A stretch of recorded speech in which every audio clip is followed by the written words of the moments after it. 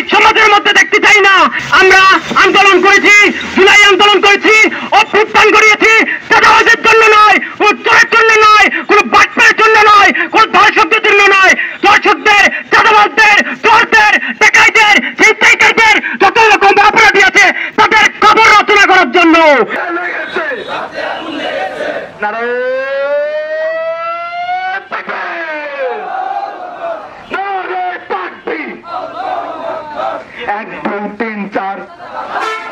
এই ঘটনাগুলো অবশ্যই কোনো না কোনো থানার অধীনে, তবে অবশ্যই ওই থানায় একজন দায়িত্বরত কর্মকর্তা রয়েছে। উনি যদি ওনার দায়িত্ব পালন করতে না পারে একযোগে পদত্যাগপত্র জমা দেওয়ার জন্য বিনীতভাবে অনুরোধ করছি যে আপনারা সেই আওয়ামী লীগের মতোই একই রূপ ধারণ করতেছেন। গতকাল আমি দেখলাম বিএনপির একজন অ্যাডভোকেট, তিনি ফেসবুকে লিখেছেন যে সোহাগ ভাই ইন্তেকাল করেছে, উনি বিএনপির ছিল এবং খুবই একজন চাঁদাবাজ ছিল। আমার কথা হলো, যখন সোহাগ বললো তার আগে সেই ভিডিও ক্লিপ বিএনপি দেখালো না কেন? পুরান ঢাকায় আমার ভাই সোহাগকে যেভাবে নির্মম ভাবে তারা হত্যা করেছে, কোন মানুষ 3 সেকেন্ডও সেই ভিডিও দেখার তারা সক্ষমতা রাখে না। এবং চালিয়েছিল, নৃত্য করেছিল বাংলার সাধারণ মানুষ তথা 4 দলীয় ঐক্যজোটের জামাত শিবিরের উপর তারা যে হত্যা করে শেষ হয় নাই, তারা করেছিল নৃত্য সেই লাশের উপর। আমরা সেই সোহাগ ভাইয়ের হত্যা তীব্র নিন্দা বা প্রতিবাদ জানাই। তাই কি করবেন? বাংলাদেশে আগামীতে ঠিকভাবে থাকবেন কিনা, রাজপথে চলবেন কিনা, সেটা আপনারাই সিলেক্ট করুন।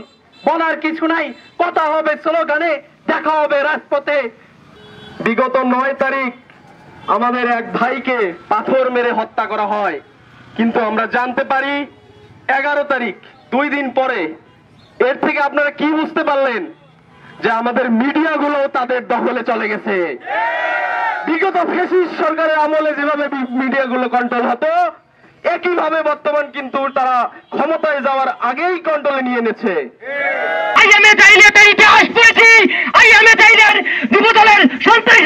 বাস্তবে পরিণত করে আমাদের বাংলাদেশের সামনে উপহার দিয়েছে। আমরা কোন চাঁদাবাজকে এই সমাজের মধ্যে দেখতে চাই না।